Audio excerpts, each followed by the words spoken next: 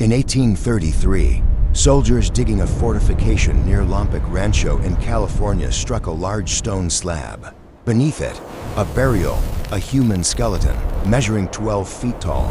The soldiers documented the discovery, noted the double rows of teeth, the enormous skull, the stone weapons buried alongside. They reported it to their commanding officer, and then the skeleton was removed, buried elsewhere, and disappeared from the official record completely. That was 1833. What if I told you it was not the first time, and not the last? Across the ancient world, in the deserts of the Middle East, the jungles of South America, the plains of North America, the islands of the Pacific, there's a pattern of enormous human bones, oversized skeletons, and ancient records describing a race of giants that walked this earth alongside our ancestors, and a second pattern of those discoveries vanishing, being reclassified, being locked away, being quietly removed from the public record. Today, we examine the evidence, not the hoaxes, not the tabloid stories, the documented accounts, the institutional records, the peer-reviewed anomalies, and we ask the question that nobody in mainstream science wants to answer directly. Did giants exist? And if they did, why don't we know about them? Before we look at bones, we need to look at what the ancient world itself recorded. The Old Testament of the Bible describes the Nephilim, beings of enormous stature, as inhabitants of Canaan before the Israelites arrived. Numbers 13:33. The Israelite spies described the Nephilim as making them feel like grasshoppers. The ancient Sumerians, the oldest literate civilization on Earth, recorded stories of the Anunnaki, divine beings of immense size who ruled over humanity. Ancient Greek mythology is built around the Titans, enormous divine beings who preceded the gods and were eventually overthrown. The Hindu Vedas describe the Daityas, a race of giant demons who fought the gods across an ancient cosmic war. Native American oral traditions, from dozens of separate tribes with no historical contact, independently describe races of red-haired giants who inhabited North America before the native peoples arrived. The Paiute described it, the cave confirmed it. The same basic story of an earlier, larger race of humans appears in ancient texts and oral traditions on every inhabited continent. Before transatlantic communication, before any shared cultural contact that could explain it. Between 1850 and 1950, American newspapers documented hundreds of discoveries of oversized human skeletons. The myths of not giants one or two, spawn the globe. hundreds. The New York Times, As the we Washington connect the Post, nodes, we see the Scientific American, reputable publications of the era, not tabloids, reporting on archaeological finds being submitted to the Smithsonian Institution.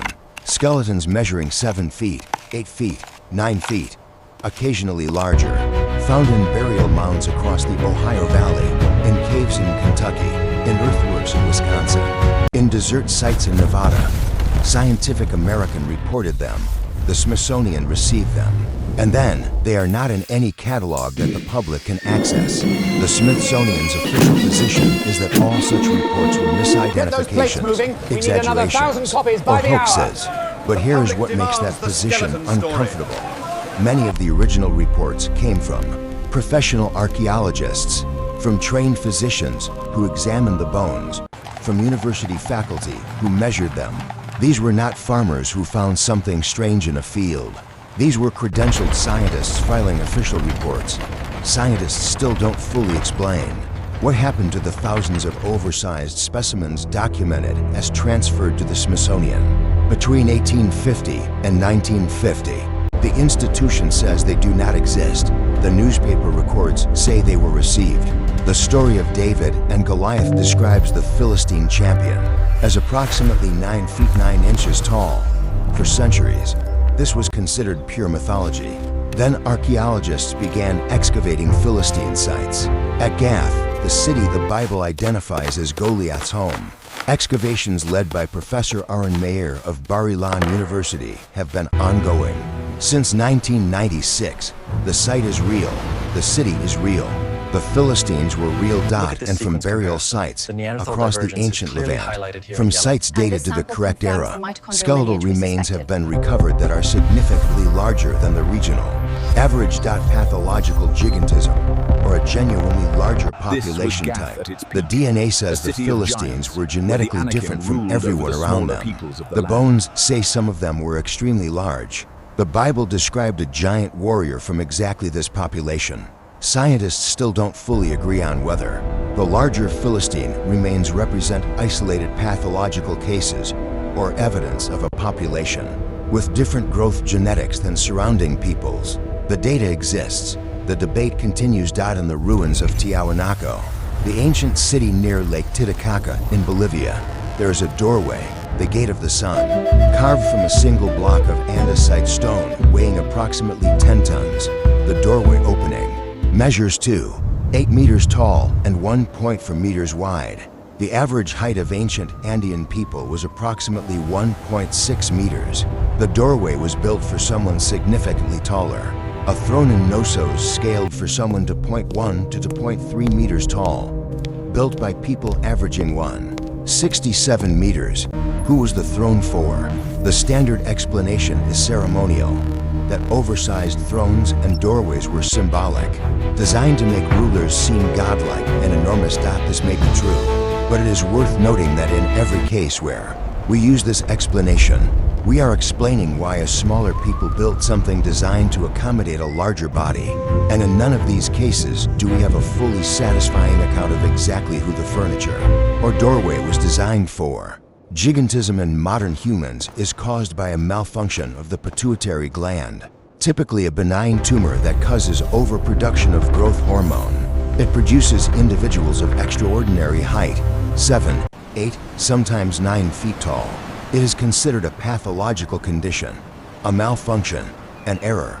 But here is what the genetics says: the specific gene variants associated with excessive growth, hormone sensitivity, variants that make individuals dramatically more responsive to growth hormone, are present in the human genome at frequencies that suggest they were once advantageous. Positive selection pressure, meaning, at some point, being very large was an advantage. A founder effect in certain populations, meaning, at some point, a significant number of people in those populations carried genes for extraordinary growth. Modern genetics does not say giants existed, but modern genetics does say that the genes for exceptional, even extraordinary, human growth were once more common than they are today, and that at some point in human history, being significantly larger than average was selected for. Selected for, meaning it worked, meaning it helped survival. Scientists still don't fully understand why these gene variants are distributed across modern human populations the way they are. The evolutionary pressure that once favored them has not been identified. Paracas, a peninsula on the coast of Peru, 1928. Peruvian archaeologist Julio Tello excavates a massive underground burial ground. Inside, over 300 elongated skulls, dramatically elongated, not the result of head binding, wrapping. An infant skull to elongate it produces a different shape, a longer skull but the same volume. The Paracas skulls have a volume 25% larger than normal human skulls. Only one parietal plate instead of 2. Head binding cannot change volume, cannot change the number of plates. Mitochondrial DNA matching no known human population. A skull volume 25% larger than modern humans, a different cranial plate structure. The mainstream explanation is that these were humans who practiced extreme head binding, and that the DNA results reflect contamination or methodological error. That may be correct, but the cranial volume cannot be explained by head binding. That is not disputed. The volume is real. The extra plate is real. Whatever produced these skulls, produced skulls physically different from modern human anatomy. Scientists still don't have a peer-reviewed genomic analysis of the Paracas skulls. That settles the question. The analysis that would confirm or refute the 2018 DNA findings has not been completed. Every ancient civilization on Earth independently recorded a race of giants that preceded them. Thousands of oversized skeleton discoveries, documented in the 1800s, officially received by the Smithsonian, now inaccessible. Ancient Levantine DNA confirming that the Philistines were a genetically distinct population with outlier skeletal dimensions. Architecture at multiple ancient sites built to dimensions inconsistent with the documented height of the builders. Genetic evidence that variants causing exceptional human growth were once positively selected, and skulls from Peru with cranial, volume and plate structure that falls outside normal human anatomy. None of this is proof that a race of giants existed. Let me be clear about that. Each piece of evidence has a mainstream explanation. Many of those explanations are probably correct, but here is what is undeniable.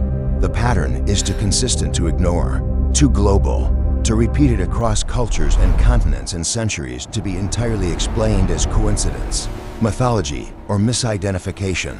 Every ancient culture remembered something larger than us. The physical evidence, what little remains accessible, suggests that something anatomically unusual was present in the ancient human record, and a significant portion of the documentary evidence appears to have been collected, cataloged, and then made unavailable.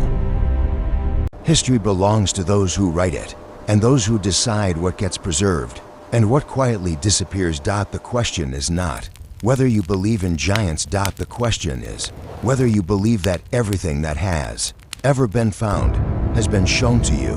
If this video made you question the official record, hit like, subscribe to AxiomVoid for weekly dives into the evidence that mainstream history doesn't discuss in full. And drop a comment. Which of these 6 categories of evidence do you find most difficult to dismiss, and why? Stay curious. Keep questioning everything. See you in the next one.